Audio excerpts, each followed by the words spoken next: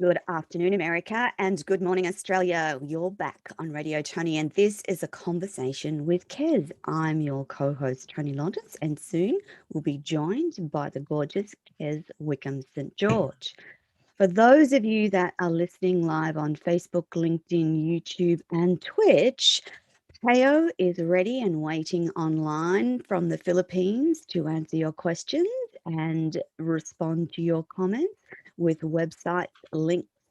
Don't forget that you can subscribe to the shows either on BBS Radio or on my YouTube channel. And it's bbsradio.com/Radio Toni. Or if you want to find out any information about the guests that we talk to each week, just jump on to radiotoni.com. A special big shout out to Peo, who's waiting for us live online. Just so you know, we've had some technical issues this morning. We've got some of them sorted, but our guest has a network outage at the moment. So we'll just play it by ear as to whether she's able to join us or not. The replays of all these live shows can also be found not only on YouTube, but on Binge TV networks across the US. Toni TV has a channel app on Roku, LG, and Samsung smart TVs across the planet. So if you've missed any of our shows, please join us on those avenues. Now, to kick off the show, just a little bit about my international best-selling author and book coach, Kez Wickham St George, who is the driver of her own creativity, and her passion is to inspire and nurture others to tell their stories. Her values are simple. When you touch a heart, you can change a life. And by encouraging you to write or journal, her belief is that it will only add value to your life. Now, as I said, today's guest is Jennifer Sharp from Daisy Lane Publishing. And in the hope that she'll be able to join us at some time during this show, I'm going to tell you a little bit about Jennifer first. Not only is she the founder of Daisy Lane Publishing and Mindset Magic, confidence and wellness coaching, she's on a mission to support as many as she can with living their life fully with positive intention and to assist them with their publishing their story along the way. Jennifer is a leader in the publishing industry and has published award-winning authors. She's assisted many in telling their success stories globally, whether it be in business or life or from their imagination. She's created coaching and mentoring programs that develop the writer's confidence in themselves and strategies that help them stay confident within themselves in all areas of life. Jennifer is also passionate about children's picture books and poetry, bringing to life stories that deal with trauma, displacement, homelessness, separation, domestic violence, and language learning. In a previous life, she was an early years teacher and a literacy mindset coach and linguist. Today, she is a lover of both cats and dogs, serving them 24 hours a day whilst drinking too much coffee than she cares to admit. So in the hope that Jennifer joins us during the show, Kez and I are going to get on with the show. And we thought that in the meantime, we'd talk about why people publish or author in anthologies. So, Kez, over to you to explain exactly what an anthology is and why authors or budding writers might want to be in an anthology. Okay, for the older generation that's listening, an anthology really is a short story book. So it is encouraging all sorts of authors to go along with the theme or the title. In recent years, it is now called anthologies. Don't ask me why, I have no idea, but I still enjoy writing the short stories. I enter to keep my brain elasticized and not into one genre of what I write, which is romance adventure. I enter many magazines and many anthologies when invited. And sometimes I just see them advertised and I'll throw something in, I'll write something, or I'll have a story that I think is worthwhile being published, and I'll send it off to them. But my main theme is I love doing them because it's within my capability to write a short story. Most of them are only 2,500, 1,500 words. And I just find them to try to get what I say, the challenges for me is trying to get the story, because I am a long storyteller, into Yes. those words. So there's a challenge. There's also the elasticity of the brain working, because I can go into paranormal, I can go into fiction, I can go into true life. There's all sorts you can write about. So I find it challenging. I find it quite exciting. And it's also the opportunity for you to get known as an author instead of just going up to a publisher and contacting someone and saying, I've got a book. Start getting your name known into small anthologies. And even all the more modern magazines, they will have a short, an anthology section, which is also your short story Yes. section. And just enter into them and see what happens. You may get rejections, but on the other hand, you may not. And that's the exciting thing about it. So really your health is being taken care of with your creativity and your elasticity. And there's a lot that goes for saying, I got up at 3 this morning. I couldn't write. Oh, I wrote the start of an anthology. Because a lot of people just get up and think, well, I'm awake. What am I going to do now? For instance, my husband is a non-writer and he wakes up at 3 in the morning. So he creates things in his mind, like he's rebuilt the caravan, things like that. I wake up and I think, what can I write? What can I write that's going to excite and make another person want to write? I'm also a mentor, and so I encourage other people to add their value to an anthology. And I know that I've been asked this, and I know, Kez, you've been asked this too, why authors would, so it's common practice for people to pay to be part of an anthology. And the value of that is that you get to tip your toe into the world of writing in a small and concise way. I've heard people say, why would you pay? Well, that is the way that publishing is going, actually.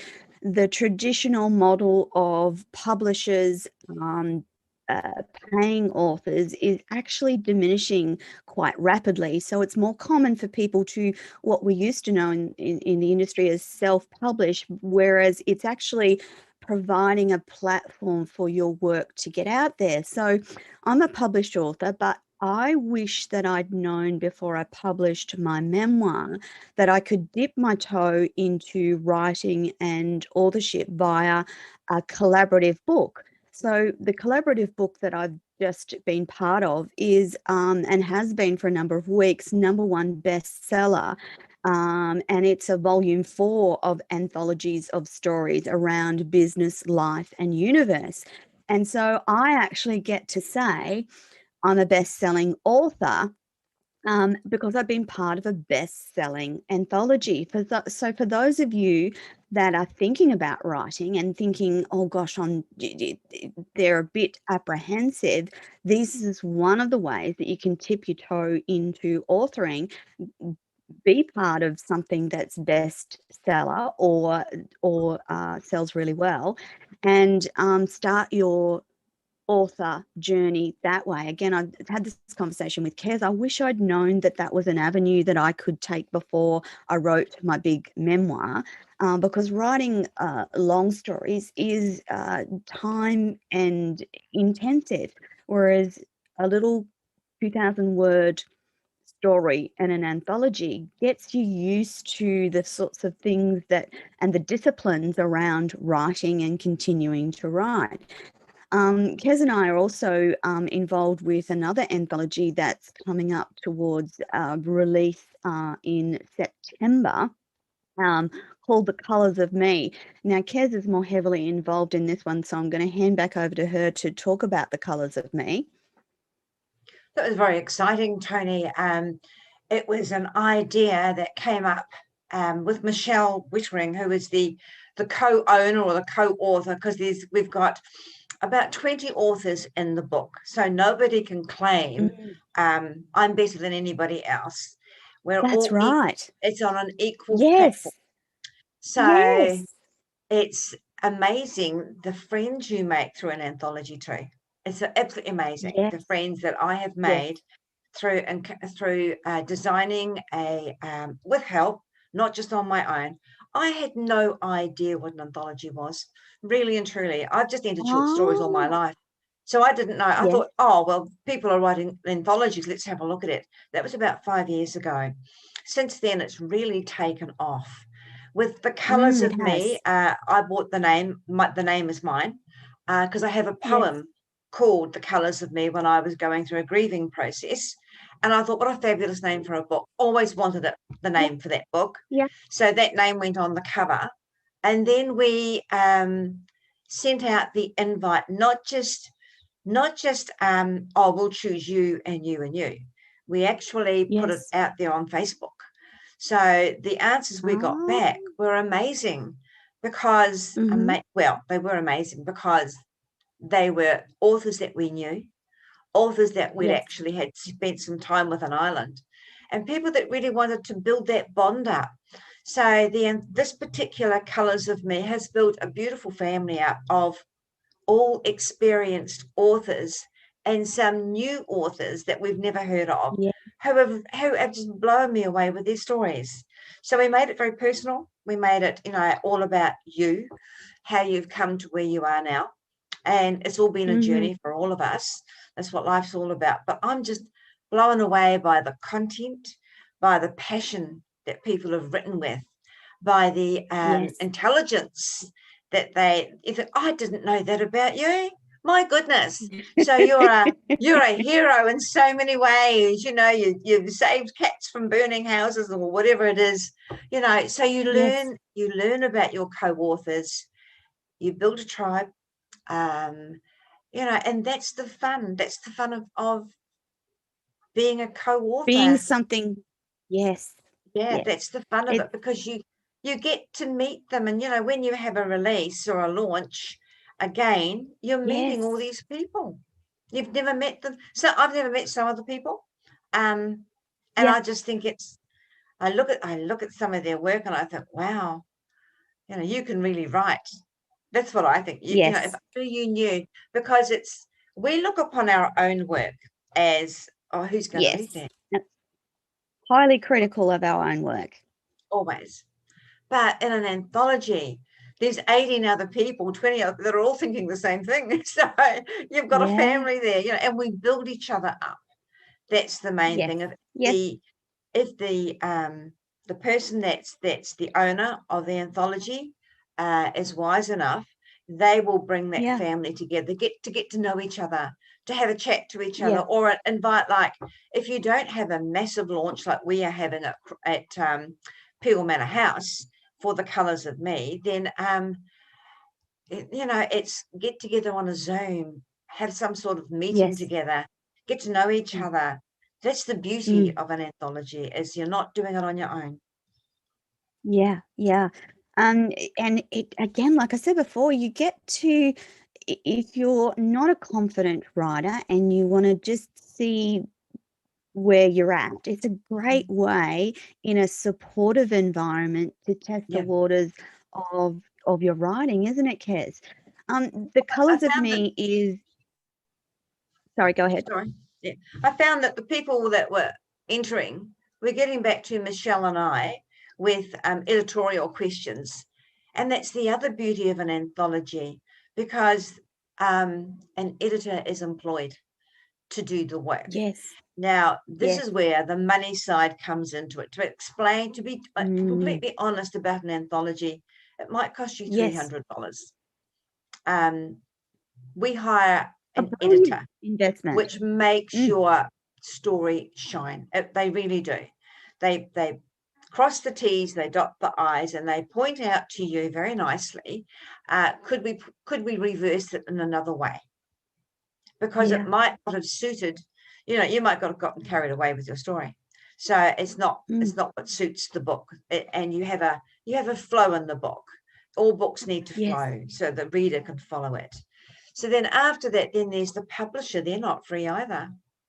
So that's right. then you find I'm very lucky. I've got MMH Press, Karen McDermott, saying throw us the anthology. I love anthologies, so it's all very exciting like that. But there's still a money concern. So that's why everybody is asked to pay their little bit. Now, $300 to write, I think it was 3,500 words for this particular anthology. It's a bargain. It is. Now we bought it. We're not getting the two of us. That is our creative baby. Yes, we're not getting paid. We entered it like everybody else because we have things that we want to say an anthology, but also we wanted to bring a tribe together. That tribe, we now are bound in a book together. And when you can imagine, if you're living in one room, there's all these authors, and we've all got something to say. I just, one of the ladies that I encouraged to go in the book has written legal papers all her life and wanted the freedom of writing about her, wanted to grow wings and look at her fly. It's amazing. Yeah. So, these people that are bound to their work, this is such a lovely way to be creative. And an anthology does that. So, okay, so the cost, we get so many people in, the costs all come out of that. There's the printing, there's the publisher, there's the cover of the book. You got to pay, all these little things come in. And then you think, we've got a book, we've created a book. And it's so exciting, Toni, when you think that there's all these people in this book and you don't know half of them, but they've all found the passion. And writing is a passion. No matter what you write, whether it's legal papers, medical papers. One of my clients is a medical scientist that writes a lot of papers, as she calls them, a lot of thesis on different medications. She joined in the anthology because I said to her, it's time to get out of the uniform you wear and be creative. And I never realized how beautiful she could write. Never realized what a beautiful writer. So it's and it's also fancy wearing that hat. I'm a published author, bestseller or not. I'm a published author. Yes. It might be the only thing you do, but it actually go on your CV if that's what you want to do with it. It's lovely. I was going to say, I didn't realize what authenticity and respect was given to me once I become a published author. It was unanticipated. I didn't expect it. I was a bit blasé, but it does give you an element of respect that you have actually gone through that process, and it's quite an arduous process. Particularly editing, which is where the Colours of Me is at the moment, isn't it, Kez? It's in editing at the moment. We've gone to publishing. No? Woohoo! We're in publishing. Oh, that's exciting. That is exciting. Okay, yes, it's getting close to September, which is the launch of the book in Perth in Western Australia, which is completely over the other side of the country from Kez and I. But I'm already excited. I can't wait. I'm looking at going over for the week. We're looking at broadcasting the show from Perth that week rather, and interviewing the authors who are part of the Colours of Me book launch. Because Jen looks like she's still having technical trouble getting on. So I thought we might just quickly talk about some of the amazing things that Daisy Lane Publishing does, since we're actually talking about publishing. And the purpose of this show, of course, is to highlight writers, authors, books, publishing, editing, anything that's involved in that creative sphere of writers. So Jen from Daisy Lane is a publisher and a writer herself. So she's published a number of books in her own right, but she's gone on to help others publish books.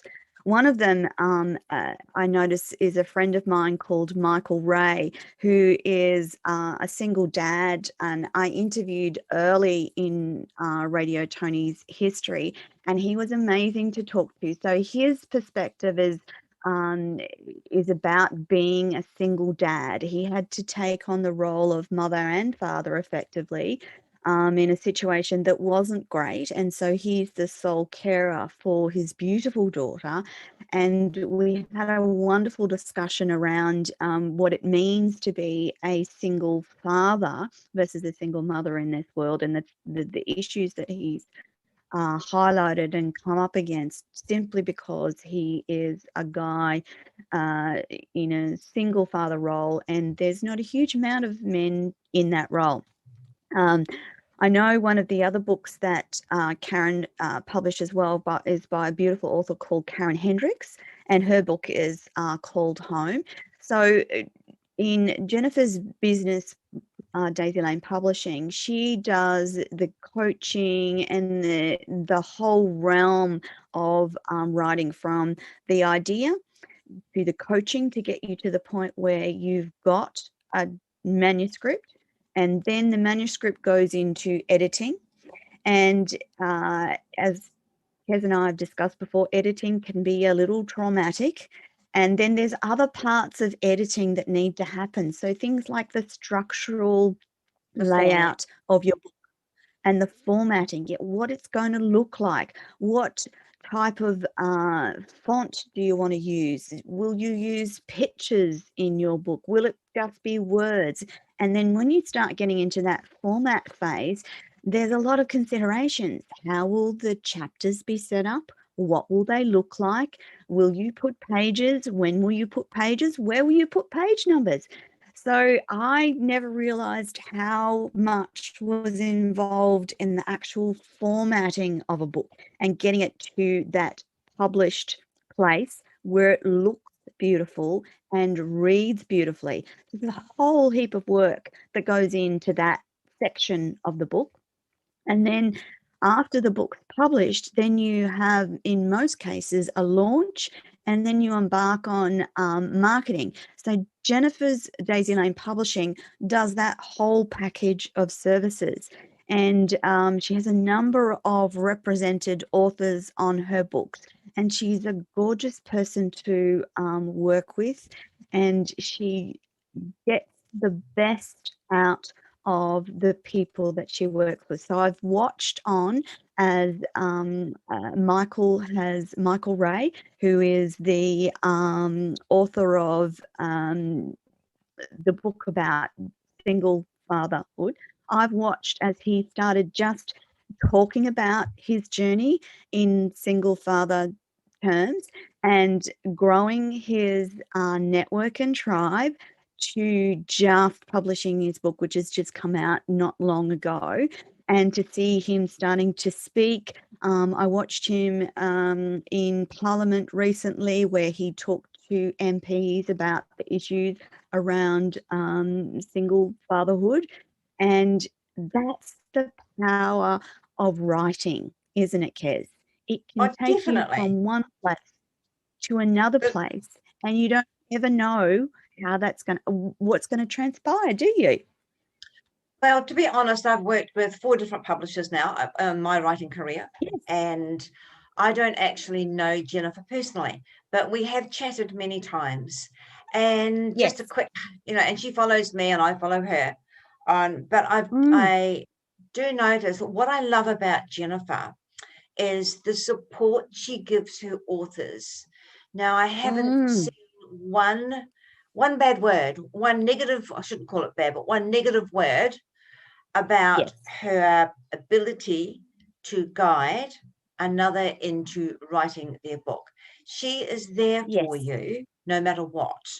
And that's what Mm, makes a good publisher, an excellent publisher, one that shines and that will support yes, you in your journey. So if you're not sure about what you're writing, you get a hold of your publisher. Now, a lot of publishers say, well, just write your book and the editor will sort it out and editors make books shine, la, la, la. That's correct. Editors do. but it's so nice. I have a fabulous publisher who I just have to say, can we have a chat? And if I don't, Yes. I don't find myself bogged down with, I can't do this, like writer's block. I haven't had that yet. But what I do get Yes. is I go off on a tangent and forget what I'm talking about or writing about. I will go off. Um, So I will check in. Now, I've noticed that Jennifer, with the clients that I work with, she's worked with, and they've all told me that yes. she keeps you going down. She keeps you going down that journey, that adventure that you're on, with such kindness and love. But she'll also pull you up Yes. too. And that's what a publisher does. That's what a publisher Yes. is for. They're your friend. They've got to be. Yeah. Because Jennifer also builds Yeah. confidence. She brings up these little newbie writers that are quite shaky in the boots, and they walk away with a march in their step.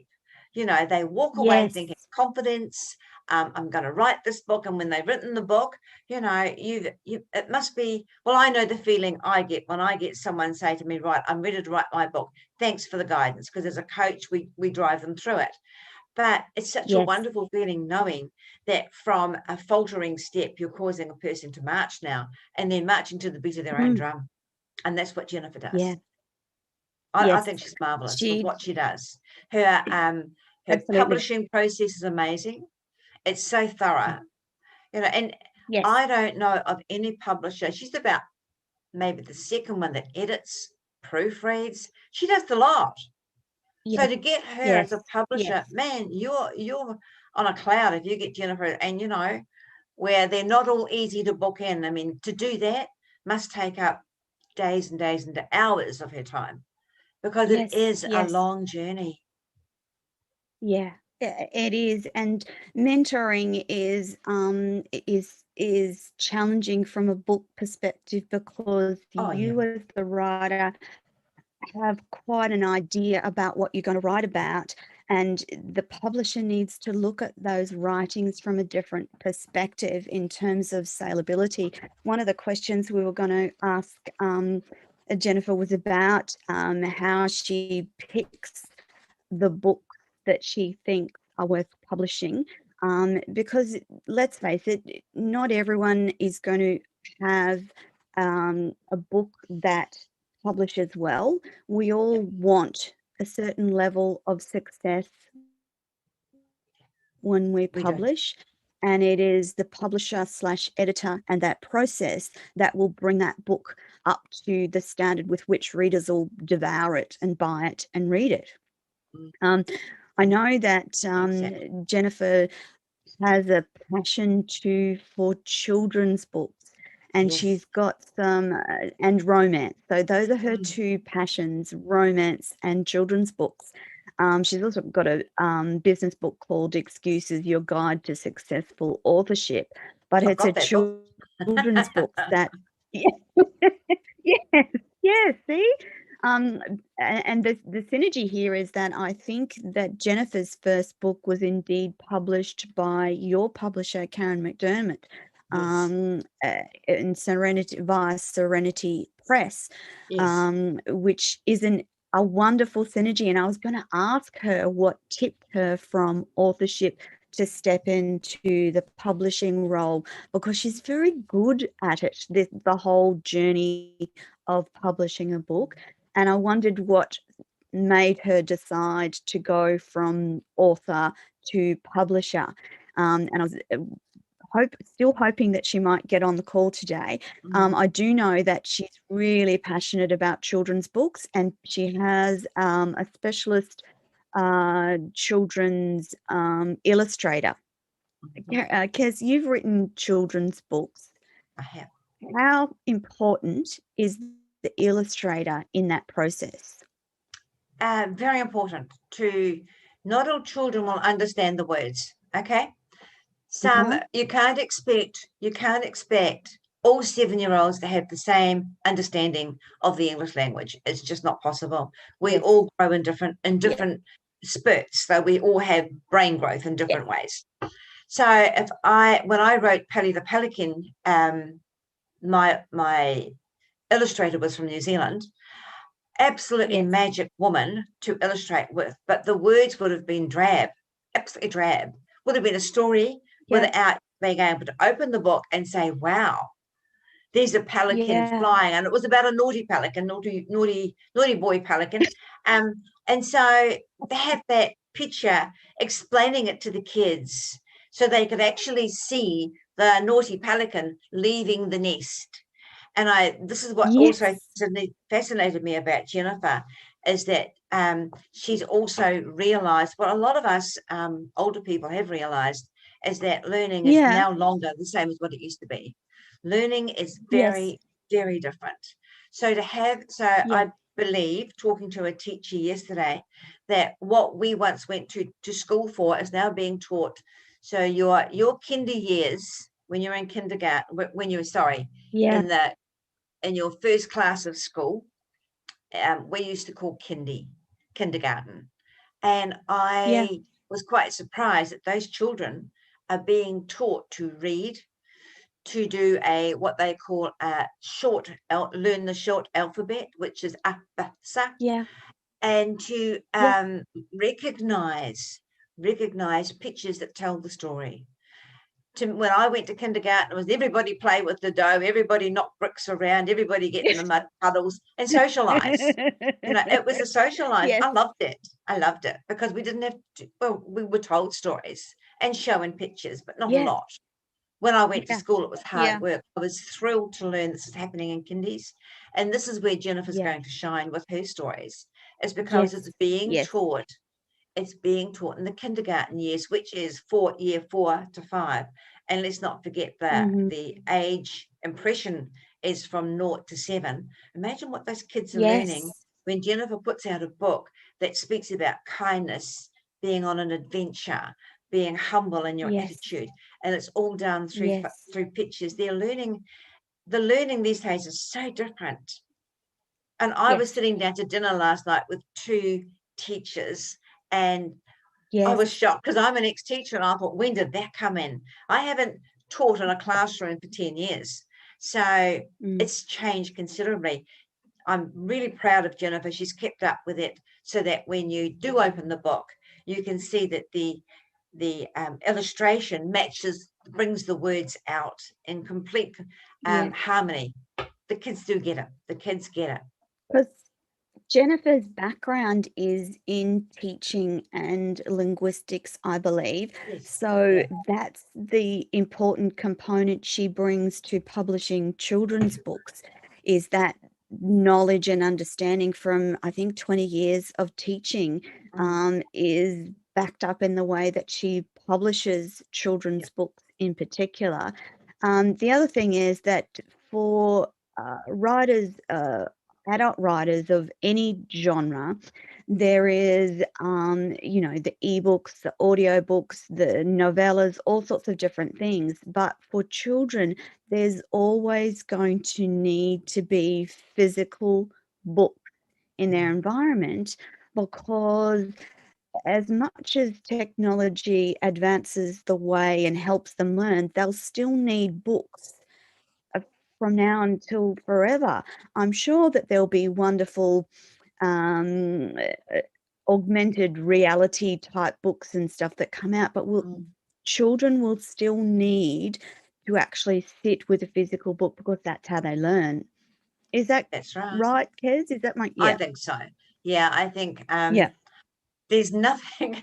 I know this may sound crazy, but when I was reading books to my kids, and you get to the end of the page and you wait and you see their Yeah. reactions, and they can't wait for you. Yeah. If they get a page, they can't wait for you to turn that page, and they start to wriggle Yeah. and jitter, and you think, you're really hooked into the Yeah. story. I'm going to turn the page now. So they watch you Yeah. turn the Yeah. page, you show them the picture, you read the word, even if they may have their own book. I just love Yeah. watching kids read to and learning the Yes. words as well. I think it's Yeah. the brain is an amazing thing. And this is what I Mm. feel that Jennifer is working with.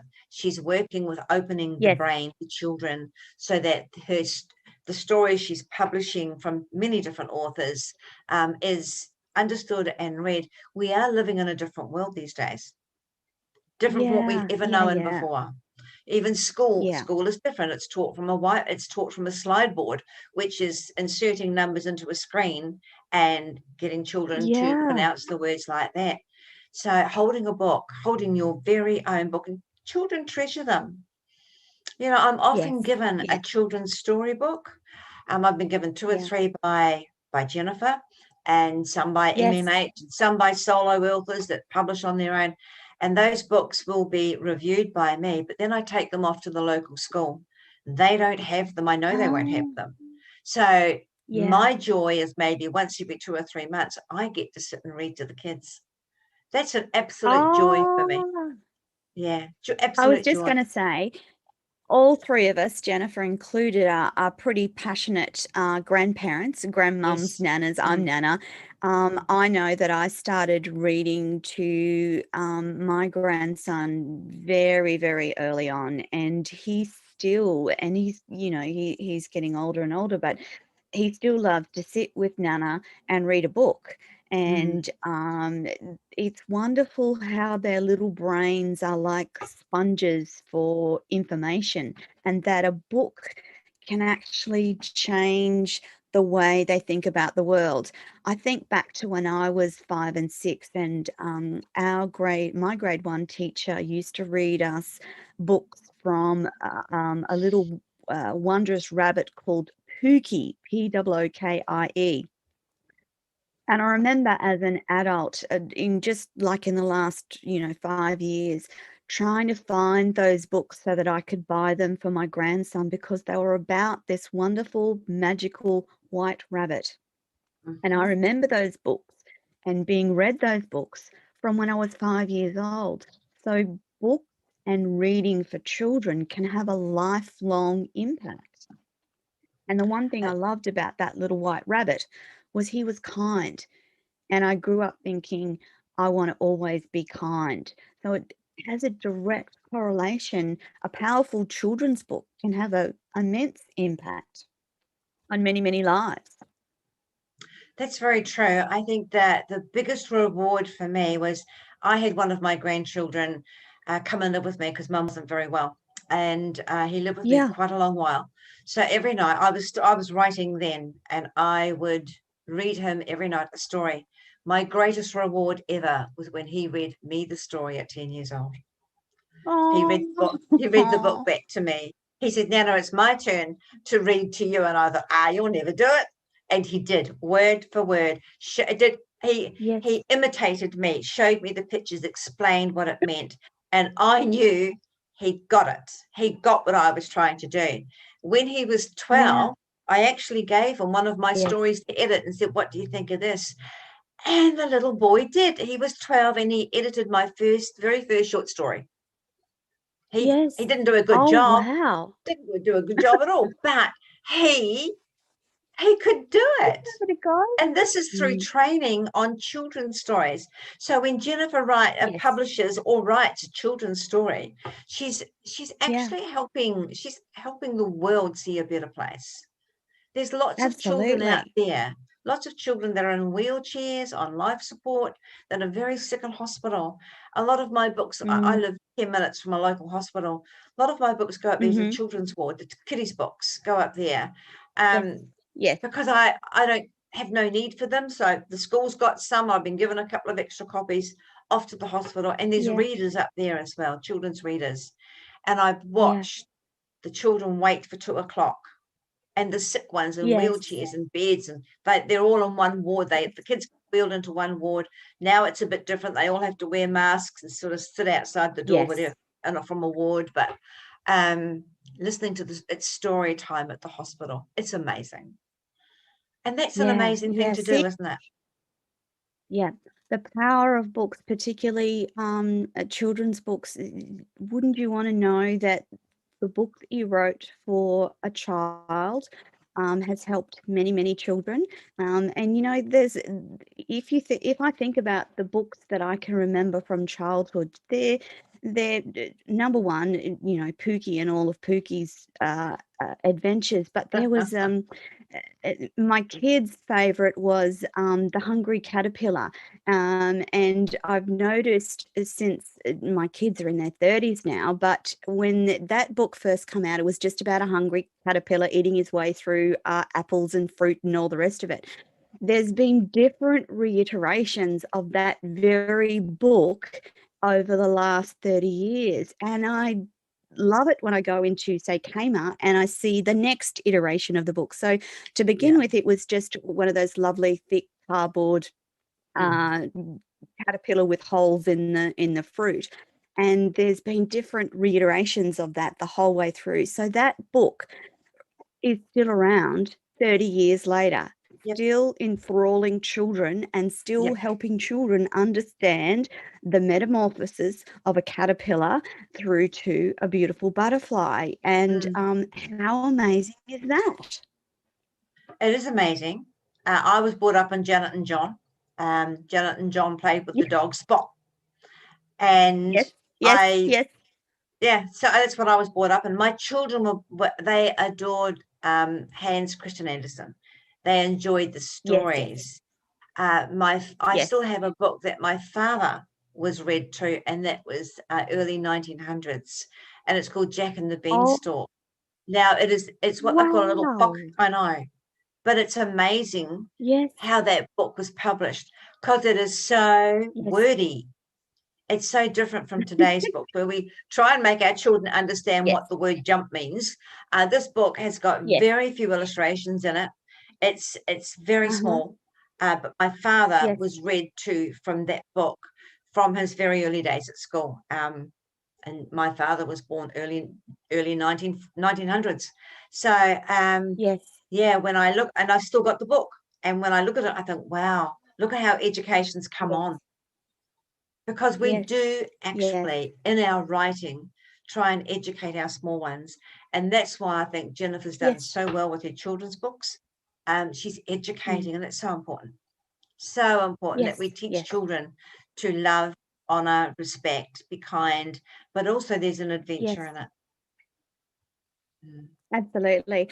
I know a couple of children from another publisher friend of mine who have published their own little books before the age of 10. What a gift to give a child to know from that early age the capacity that they have to be involved in literature. What a gift to give a child to publish their own book. Now, we can't get off this show today without mentioning that Jennifer, in her absence, has a special offer for all our listeners today, and that is through the month of June, Jennifer's offering coaching packages at 20% off, 20% off her Mindset Magic course, and 20% off all her publishing packages in the month of June. So listeners, Daisy Lane Publishing, publishing packages, 20% off for the month of June. Payo's listening online, so there will be a link to Jennifer's website, Daisy Lane Publishing, and her email. And I encourage you to mention that you heard about her 20% off publishing packages on Radio Toni and a conversation with Kez, so that she knows where you've heard the information from. But if you've ever thought about publishing a book, then why not now? The world is in need of stories, and we need to keep talking about, writing about, and publishing stories. And it's a wonderful offer from Jen and the team at Daisy Lane Publishing to have 20% off publishing packages, 20% off coaching packages, and 20% off Mind Magic throughout June. So you've got exactly 28 days to take up that option. 20% off on a publishing package is an amazing offer from Jennifer at Daisy Lane Publishing. And if that's not an incentive to get off your butt and write that first book, then this is it. 20% off a publishing package is a wonderful offer for the listeners of Radio Toni and our show. And if that doesn't entice you to get on and talk to Jennifer about what publishing a book looks like, at the very least, have a chat with Jennifer about what it's like to publish a book for any genre. As we said, Jennifer has a particular passion for romance and children's books, but that's not to say that she doesn't publish other books. So the author that I mentioned before, Michael Ray, his book is essentially a memoir about his journey into single fatherhood. And so, again, that offer for Radio Tony listeners and anyone listening live today is 20% off all publishing packages, coaching packages, and mindset magic through the month of June with Daisy Lane Publishing.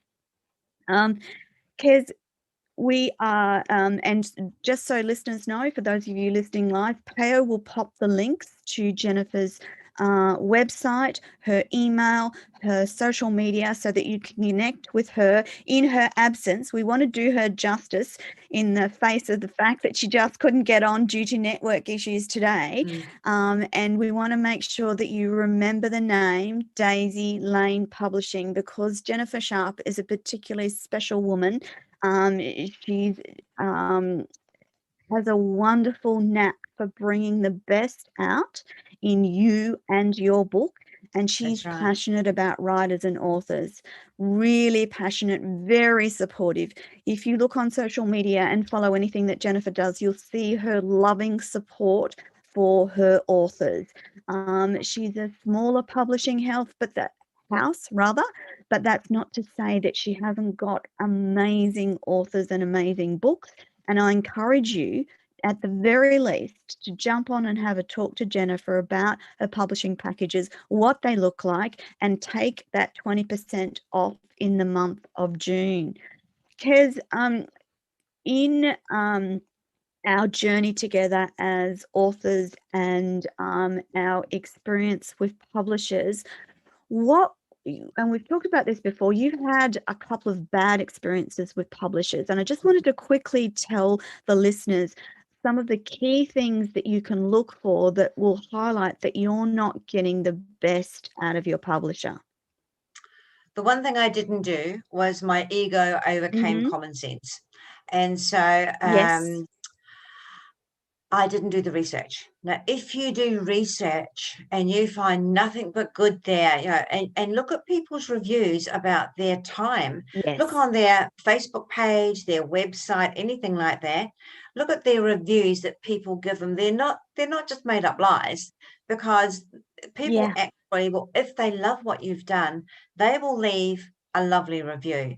If you look on anything Jennifer's done, it's completely open, honest, and she supports you. And that's what I wanted to point out too. She may be a small publisher, but that's the best way, because she can hold your hand.